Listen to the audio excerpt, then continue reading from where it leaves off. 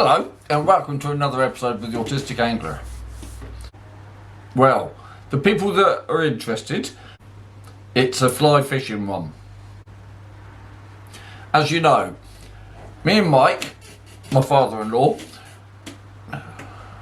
we occasionally go fly fishing in some stocked lakes, but for a long time we've been talking about trying on some river anywhere.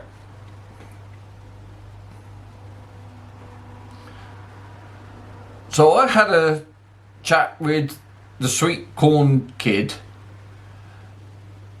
and I found there's a stretch of a river near me that you can fish for free.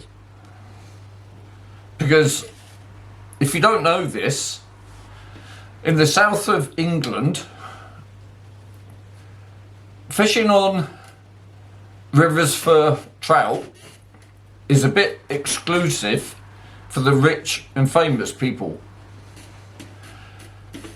And the day ticket prices are something like £100 or more for half a day. So lowly people like me can't afford it. But I found in about, I think it's about 20-mile radius, there's a few places that we can go for free. But obviously the free places might be hit hard. They might be overfished. I don't know. So today we're going to go and have a little look at one that's only about 20 minutes away. Now, for those that don't know, normally, I think I've mentioned it before, but when you fish a reservoir or lakes like we do, you need a stiffer rod that you do for the rivers or the streams, because obviously you can get a lot closer to the streams and you don't need to cast very far, so it doesn't need such a big setup. I think I've mentioned before, in fly fishing terms, they talk about weights, not ounces or grams, but weight 6, weight 5, weight 9, weight 2, whatever. And the smaller the number, the lighter and finer the equipment is. So normally, when we fish me on springs, my normal setup is a 5/6. And I think I might even have, I've tried a 7/8 setup before. Now, the heavier setups are better there on a windy day and a rainy day to penetrate the wind and to get the fly line, because the fly line on a 6 or 7 weight fly line is going to be a lot heavier than what I'm going to be using today. And the reels and everything are a lot smaller. Now this is, hang on, let me get my glasses on. I've got the reel that I used in my last video up there. There you go. This is an Airflow Sniper 5/6. And, well, look, that's the size of it. In my hand,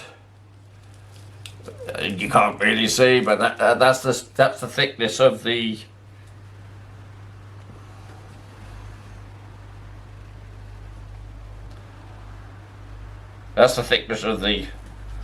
line. Now, I've got here the one I've purchased recently,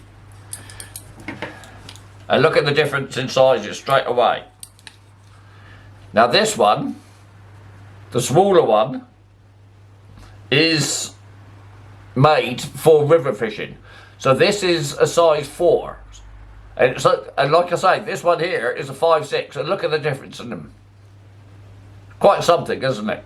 And the little one is a lot lighter as well. And look at the, you can actually see the difference in thickness. Hang on, let me get this focus on here. You can see the difference in the line from a size 4 line, which is the orangey one, to the size 6, which is the white one. So everything is, and the rod as well, I'm not going to get it out, but because I don't want to break it, it's a really fine rod. Do you know what the difference is like? When you're doing saltwater fishing, it's like a difference between a spinning setup and an LRF setup. So what we're doing today, the length is the other thing. I think my normal fly rod that I fish with, I don't know where that is, it's amongst here somewhere. No, I won't worry about it. The normal one I think is a 9-foot one, whereas the one I'm going to use today is a 7-foot one, and that's this one here. I've got myself a Gray's rod and a Gray's reel, and yes, if you follow my channel you'll know I'm starting to really like Gray's as a manufacturer, because I've got that Gray spud rod and I'm absolutely in awe of that. And I've had a look at this little fly rod and the quality on that is absolutely awesome. It really is good. So I'm loving it to bits. So, and all I've got to do, I've actually got to say thank you to you lot. Because of you lot watching all my videos and watching all those stupid ads, that's where I got the money to buy this fly rod. So thank you. Actually, the rod and the reel, because I saved some money from last month. So, like I say, it means we can start investigating some of the streams and rivers, which we couldn't do before. Mike's already got a weight 4 set up, but he hasn't done a lot of, not since he's been down in this part of the country. He originally hails from Cumbria and he did some fly fishing back there. Some lovely stories from back there when he was younger as well. Big fish and everything. But for now, oh by the way, that was the other thing. So we're going fishing on the river today, but we're not allowed to fish for trout because the trout season, the river trout season is finished. In the stocked lakes that we go to, there is not a season, it's all year round because they're stocked artificial fish. But on the river trout, there is a season that ends on the 30th of September. I think it's until March. It's either March the 1st or March the 30th. I'm not sure. It's basically overwintering. But the bonus is, when you're fishing for trout, you can catch grayling. Or when you're fish for grayling, you can catch trout. And grayling are basically what the river fly fishing people fish for during the winter. So that's what we're hoping to catch today, is grayling. Don't tell anybody else, but I'm hoping to catch a trout as well. But I don't think we're going to catch anything. We've never been to this place, so we don't know if it's accessible. We don't know. I know nothing about it. I don't know if we can park there. I don't know how wide the river is. I've had a look on Google Maps and it looks like it's a goer, but it's an unknown quantity. So basically today is a bit of an exploration, but we're going to take our stuff as well. What I will do, I will use natural flies today, because if we get a chance to actually fish for a fish, they're not going to be used to anything other than natural flies. So an unnatural lure, bright flashy thing that I normally use to catch the stupid fish, the rainbow trout, I don't think we'll have much success at all with the wild fish. Now, let me also say this. Fishing for trout in the wild is a lot more difficult than fishing for trout in the lakes. You don't blind cast, you cast on sight, you find the fish. If they're not rising, they're not going to take the dry fly. If they get spooked, if you don't cast right, can you find the fish? There's a whole new set of rules and regulations No, that's the wrong thing. Let's say terms and conditions to fishing for wild trout. I'm only going to be using the GoPro because we're going to be stomping around in the fields and paths and whatever we're going to find. And we haven't got a clue. There's nil expectations. But if we can even just find somewhere that looks like if we change our ... dots, we might be able to fish it. That would be brilliant. You know, maybe it's a place that we can find. It's too noisy during the day that we have to go in the evening. When maybe that's when the grayling and anything else will rise. That's the other thing. It's all about the fish rising to the surface to take the flies, the natural flies. It's a whole new aspect I've got to learn. But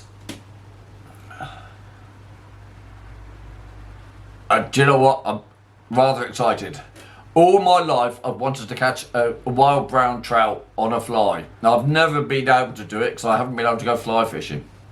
Well, I can now go fly fishing.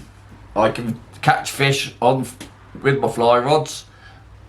Now I've got a light enough river set up, I can actually go and start stomping around some rivers. No, tiptoeing around rivers.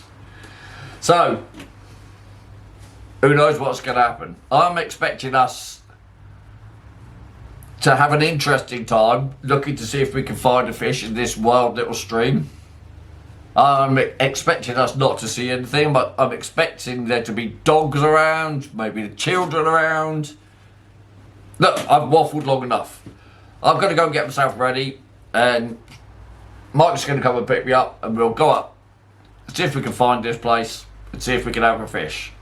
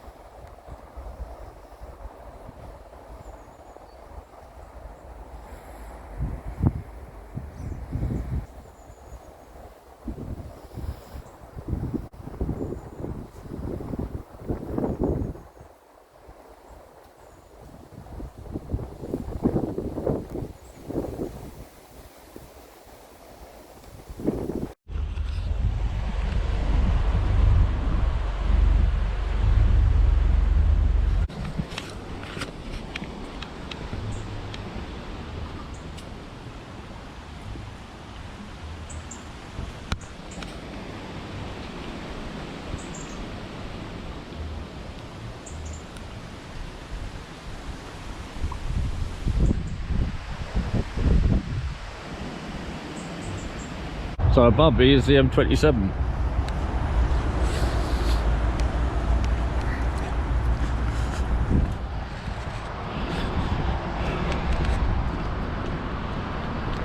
There's going to be a path just under this bridge. Let's have a walk up here.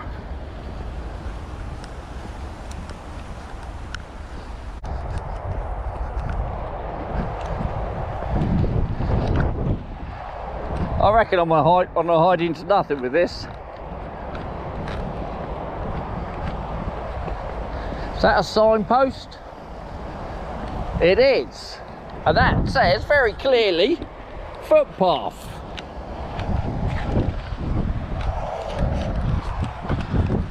There we go. And you can park just there as well.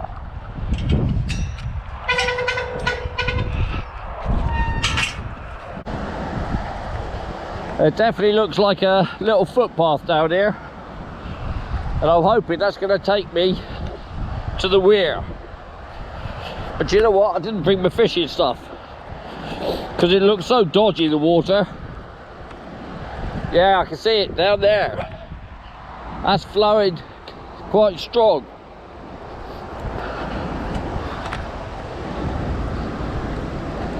Looks to be a little bridge here. Can I hear something that's more than just... Oh wow.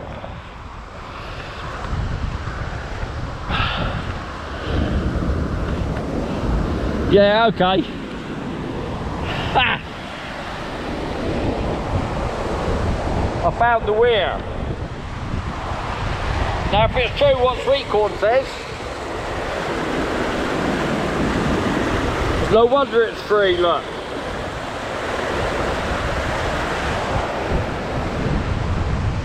There's no private fishing sites around.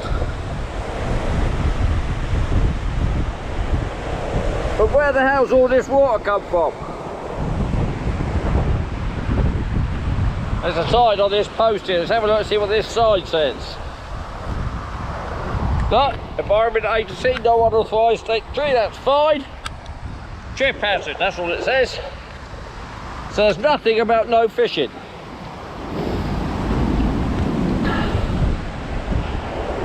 Look, can you see that sign over there? What's that? 5 foot deep.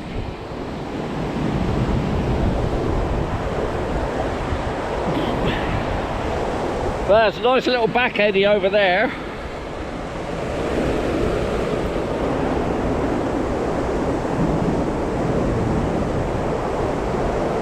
I wonder if we're allowed to fish in this bit, because that might be fishable if it wasn't such a torrent of water coming through. But wow.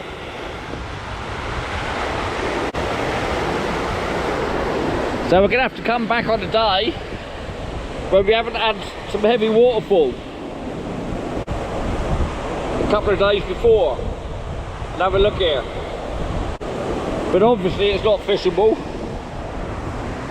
No, not allowed to mess in here, so. Is that a little camera they got just there on the fence? Looks a bit like it, doesn't it? Looking at the bridge.